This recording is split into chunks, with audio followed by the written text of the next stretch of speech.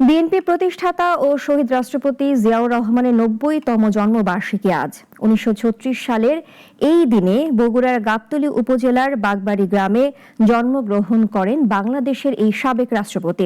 দেশের ইতিহাসে গুরুত্বপূর্ণ অবদান রাখা এই রাষ্ট্রনায়ককে নানা সময়ে ইতিহাস থেকে মুছে ফেলার চেষ্টা করা হয়েছে, তবে দেশের জন্য তার অবদানের কারণে আজও তিনি মানুষের স্মৃতিতে অবিস্মরণীয়। বিস্তারিত জানাচ্ছেন রাশেদুল কাদের।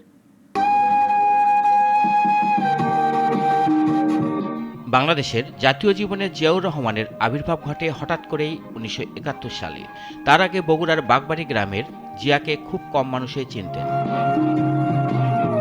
স্থানীয় প্রাথমিক বিদ্যালয়ে লেখাপড়ার হাতেখড়ি। কলেজ জীবন শেষে ১৯৫৩ সালে যোগ দেন পাকিস্তান সেনাবাহিনীতে।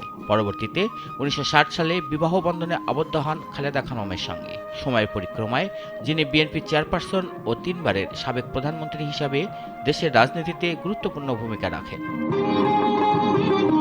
জিয়াউর রহমান ও খালেদা জিয়ার ২ পুত্র তারেক রহমান ও আরাফাত রহমান কোকো। প্রয়াত কোকো ২০১৫ সালে ইন্তেকাল করেন। অন্যদিকে দীর্ঘ সময় বিদেশে অবস্থান করতে বাধ্য হন তারেক রহমান, যিনি বর্তমানে বিএনপির চেয়ারম্যান। মুক্তিযুদ্ধের সময় জিয়াউর রহমান কর্মরত ছিলেন চট্টগ্রামে। ১৯৭১ সালের ২৬ মার্চ কালুরঘাট বেতার কেন্দ্র থেকে স্বাধীনতার ঘোষণাপত্র পাঠ করেন তিনি। পরে সম্মুখ সমরে অংশ নিয়ে দেশ স্বাধীন করে ফিরে যান সেনাবাহিনীতে। ১৯৭৫ সালের সিপাহী জনতার বিপ্লবের মাধ্যমে ৭ নভেম্বর পুনরায় রাষ্ট্রীয় রাজনীতির কেন্দ্রবিন্দুতে আসেন জিয়াউর রহমান। পরবর্তীতে আইন প্রশাসক হিসেবে দায়িত্ব গ্রহণ করেন। ১৯৭৭ সালের এপ্রিলে রাষ্ট্রপতি নির্বাচিত হওয়ার পর রাজনৈতিক দল গঠনের উদ্যোগ নেন। ১৯৭৮ সালে প্রতিষ্ঠা করেন বাংলাদেশ জাতীয়তাবাদী দল বিএনপি। কৃষিখাতে বিপ্লব ঘটাতে খাল খনন কর্মসূচি সহ নানা উদ্যোগ গ্রহণ করেন তিনি। কয়েক বছরের মধ্যে খাদ্য ঘাটতির দেশ বাংলাদেশ চাল রপ্তানিতে সক্ষম হয়।